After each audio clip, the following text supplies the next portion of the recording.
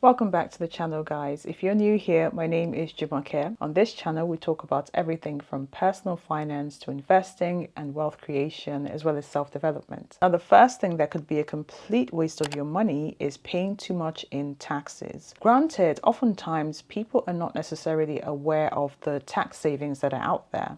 Things like using your Roth IRA, your ISA accounts if you're in the UK, or even taking advantage of higher interest rate savings accounts. Now, if you are in employment, one thing I will always say is at the end of the month, go through your payslip and check that your employer is administering the right tax codes to your income. Now, as some of you might know, I quit my job about 2.5 years ago. But one of the things I noticed every now and then when it came to checking my income at the end of every month, or my salary at the end of every month, is that once or twice I actually noticed that the wrong tax code was being applied to my income. And this tends to happen when you have an increase in salary. So always check to ensure that you are under the right tax code. If you're a business owner, make sure that you are taking advantage of tax deductible items. Quite a lot of business owners are not always aware of what is tax deductible and what is not, especially if you are managing the tax returns of your company by yourself. If you have an accountant, that might be a little bit easier because they oftentimes send you a spreadsheet or some sort of guide as to what is tax deductible and what is not. For example, if you are using your residence as your office, there are some tax deductible expenses that you can allocate to the business. Another example is that if you use your car for business reasons, some of the expenses on your car, a portion of your petrol, can be allocated as an expense. So make sure you are taking full advantage of all the tax savings available to you. The second thing that is a complete waste of your money is designer baby clothes. I'm an auntie who loves to spoil her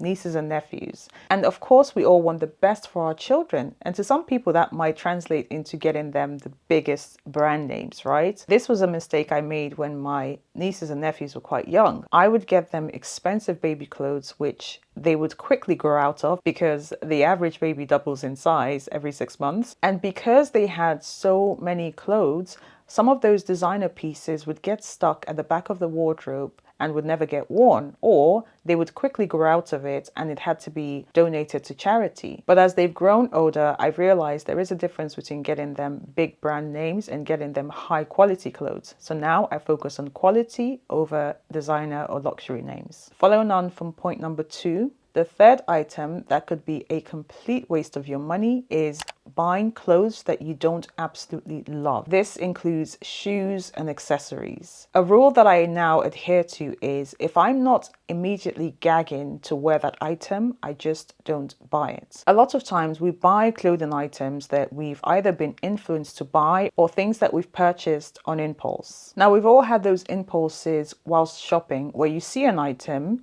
it doesn't necessarily fit, but you think, oh, I'm sure I can lose some weight. I'm sure I can put on some weight and this will look fantastic. Or maybe you're thinking, well, it's not ideal for right now, but maybe when the season changes, I can definitely wear it. Sorry to be a bearer of bad news, but oftentimes what happens is that item of clothing will get forgotten in our wardrobes, especially as we buy more and more items. So if you feel an ounce of hesitation whilst shopping, don't buy that item. I think it's much better to spend money on a quality item that you know you will get the most use out of immediately. The fourth item that is a complete waste of your money is underutilized subscriptions. Gym memberships, TV subscriptions, Spotify and music subscriptions, Amazon Prime, magazine subscriptions if people still have those. So many things are under a subscription model nowadays, even things like food, HelloFresh for example, makeup and clothing items. These items are conveniently delivered to your home every week. If you are getting maximum value from these subscriptions, that is fantastic. But a survey that was done by Chase in 2021 says that 2/3 of consumers have forgotten about at least one recurring expense or payment every year. That is a complete waste of money if you're not utilizing these services.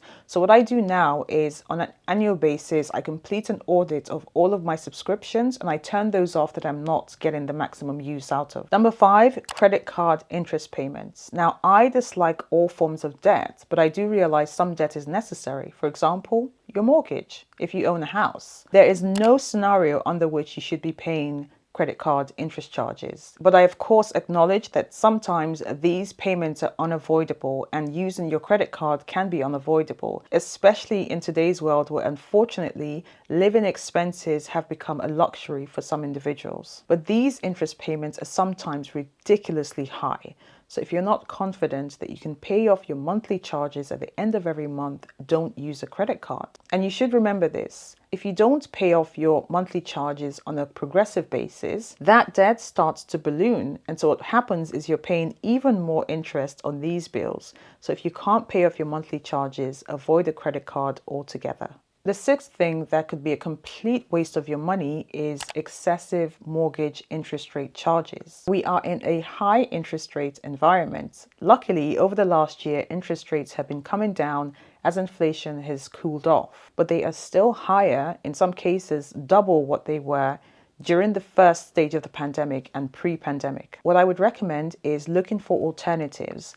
As interest rates change, different banks will change their mortgage interest rates, whether that's variable or fixed. And if you find that your charges are not serviceable, i.e. they're too high, you need to look around for alternatives. This is where a mortgage broker can be very, very useful because they do all the legwork in ensuring that they find you very good options. Now, one thing I would recommend is to follow financial news. I'm not saying you have to be an expert, not everyone can be an economist, but oftentimes you tend to have an idea or sense of what the markets are pricing in for interest rates going forward. Here's an example. During the first 1 or 2 years of the pandemic, the government was giving out these loans, these bounce back loans, or sort of what we call quantitative easing, where they were giving out funding to help businesses and individuals during the pandemic. Economics 101 says that when you have more money in the economy, what tends to happen is inflation goes up because you have more dollars chasing one single item. And so that means at some point in the future, there will be higher inflation. And this was something that I had at the back of my mind when I came to set my mortgage payment for the next 2 to 5 years. Bearing in mind what was going on and what the inherent future consequence of having more money in the economy would be, I set my interest rates at a very low level for the next 5 years because I didn't want to be stuck with higher interest rates 2 years from that period. And so the next time I would need to renew my mortgage is in 2026,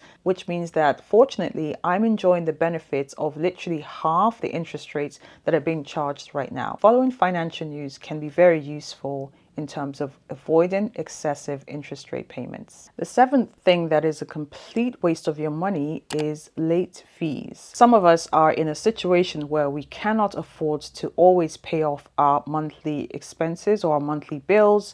And some of us just tend to forget, perhaps because we have so many of these bills and demands coming in that we just completely forget. And when that happens, unfortunately, we are often charged late fees. Now, one way to avoid that would be to automate your payments. Move from a paper-based system to an online system whereby those payments are automated online so that as soon as your income or your salary comes in at the end of every month, you've taken out a portion towards paying yourself, i.e. investing or saving. Whatever is left over can be allocated towards those bills automatically, and so you don't have to think about it every month. The eighth thing that could be a complete waste of your money is food waste. According to feedingamerica.org, in the United States, people waste 92 billion pounds of food annually. That's equal to 145 billion meals. They throw away over $473 billion worth of food annually. Shockingly, they waste 38% of all food in America, and I have been guilty of that every now and then.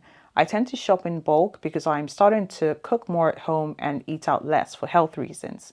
But what I find is at the end of every week, there are food items I'm having to throw away because I haven't had time to either cook them or consume them, and they tend to perish very quickly. But one way that has helped me keep my waste minimum is to track what items I tend not to eat at the end of every week. And so I adjust the next buying cycle so I'm not wasting as much. The ninth thing that is a complete waste of your money is a house that does not fit your lifestyle, whether the house is too big or too small. I currently live in a 3-bedroom house in the City of London, but I've been quite lucky because I tend to be quite frugal when it comes to my expenses, and I've been able to manage that within my budget. And someone might say you don't need a 3-bedroom house. I did think about renting one of the rooms out just so I'm getting that extra income on a monthly basis, but I realized that that won't work for me because sometimes I like to walk around in my underwear, and I'm not sure any tenants would necessarily enjoy that sight. So this works for me. Now, on the flip side of that, if you do have a house that is too small, what that might mean is spending money on storage because your home cannot accommodate all of your items. And so to ensure we are not spending excessively,